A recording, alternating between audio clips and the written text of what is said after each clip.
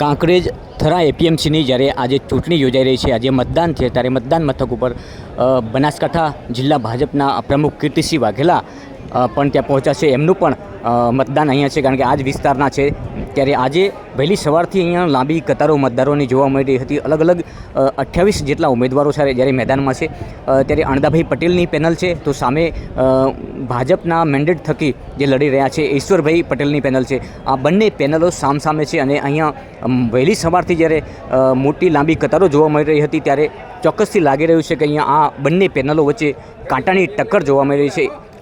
બનાસકાંઠા જિલ્લા ભાજપ પ્રમુખ જ્યારે અહીંયા મતદાન મથક ઉપર પહોંચ્યા, પોતાનું મત અહીંયા આપી અને આ માર્કેટ યાર્ડની ચૂંટણીમાં અહીંયા મતદાન મથક ઉપર પોલીસની પણ ચાંપતી નજર એટલા માટે છે કે અહીંયા કોઈ એવો અનિચ્છનીય બનાવ પણ ન બને. અહીંયા બનાસકાંઠા જિલ્લા ભારતીય જનતા પાર્ટીના પ્રમુખ કીર્તિસિંહ વાઘેલાએ પોતાનો મત આપ્યો હતો. આ જ વિસ્તારના છે પોતે અને બનાસકાંઠા જિલ્લા ભારતીય જનતા પાર્ટીનું સુકાન સંભાળી રહ્યા છે.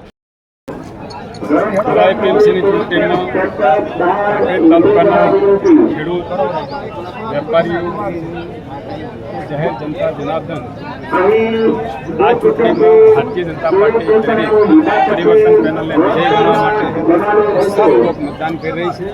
હું માનું છું કે આવતીકાલે જ્યારે પરિણામ આવશે ત્યારે ભારતીય જનતા પાર્ટીનું ભવ્યથી ભવ્ય વિજય થશે.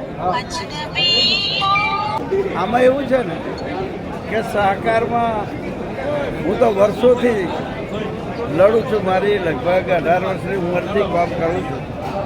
મેન્ડેટ પડતા હોતી નથી, પણ છતાં પાર્ટીને લાગે મેન્ડેટ આપે. મેન્ડેટ આપ્યા પછી બધાને શિસ્ત થોડું ભારતીય જનતા પાર્ટીના કાર્યકર્તા શિસ્ત આવે એના માટે આપતા હોય.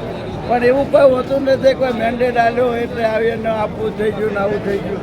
પક્ષ પણ જાણે છે કાર્યકર્તા હોય, કાર્યકર્તા નાની મોટી ભૂલ પણ કરે છે.